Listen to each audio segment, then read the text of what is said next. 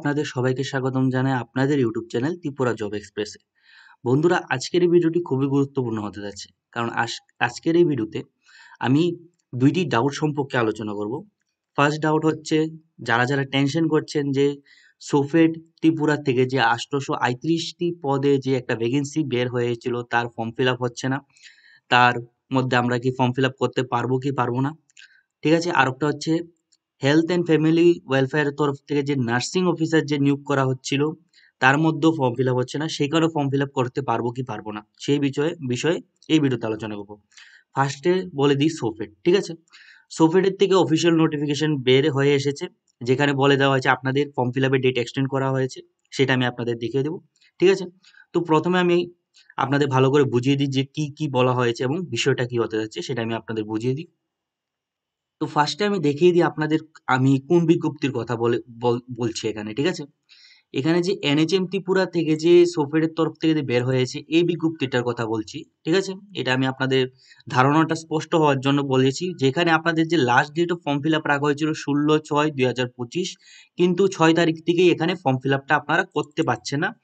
আমার কাছে অনেক ফোন কল এসেছিল, সেখানে বলছিল যে দাদা আমি করতে পারছি না। তো তাদের জন্যই বলছি যে সোফেটের থেকে একটা অফিসিয়াল নোটিফিকেশন বের হয়েছে। এবার অফিসিয়াল নোটিফিকেশনে কি বলে দেওয়া হয়েছে সেটা আমি আপনাদের দেখিয়ে দিচ্ছি।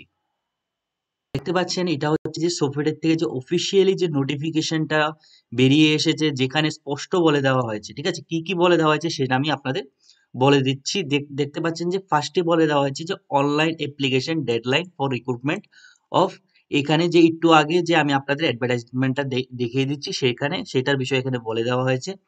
এখানে দেখতে পাচ্ছেন বলে দেওয়া হয়েছে যে যারা যারা এখনো এই যে অনলাইন অ্যাপ্লিকেশনের এই যে রিক্রুটমেন্টটা বেরিয়ে এসেছে সেখানে অ্যাপ্লাই করতে পারেনি due to some server outage by state data centre manage by directorate of information technology government of Tripura, government directorate of information technology যেটা গভর্নমেন্ট অফ ত্রিপুরা দ্বারা যে ডেটা সার্ভারের মধ্যে যে আউটেজটা হয়েছে। ঠিক আছে, সার্ভার আউটেজটা হয়েছে, সেটার কারণে যারা যারা অনলাইন অ্যাপ্লিকেশন করতে পারেনি তাদের জন্য এখানে ফার্দার 11 দিনের আপনাদের ডেট এক্সটেনশন করা হবে। ঠিক আছে, ফর্ম ফিল আপের ডেট এক্সটেনশন করা হবে।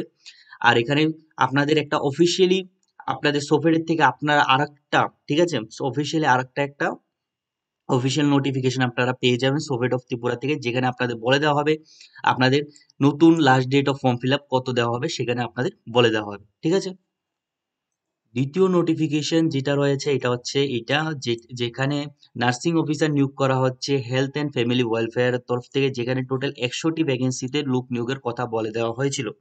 এখানেও কেউই এই নোটিফিকেশনের মধ্যে অ্যাপ্লাই করতে পারেনি। আপনারা যদি ভেবে থাকেন আমি আমি একলাই এমন এক ব্যক্তি যে নোটিফিকেশনে এখানে অ্যাপ্লাই করতে পারেনি, আপনাদের খুব এটা সম্পূর্ণ একটা ভুল ধারণা।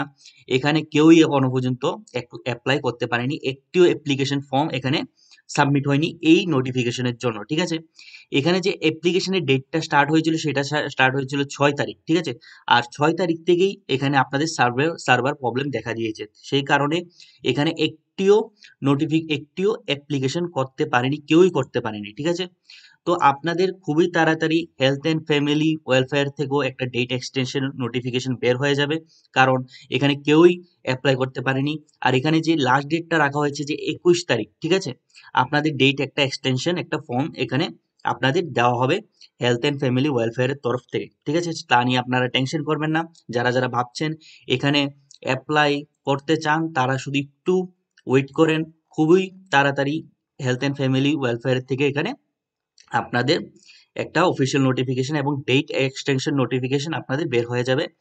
আপনারা এখানে যারা যারা দিতে চান তারা শুধু এখানে যে ইন্টারভিউটা নেওয়া হবে সেই ইন্টারভিউর জন্য এখন থেকেই প্রিপারেশন করা স্টার্ট করে দেন, আপনাদের খুবই তাড়াতাড়ি আপনারা এখানে ফর্ম ফিল আপটা করতে পারবেন।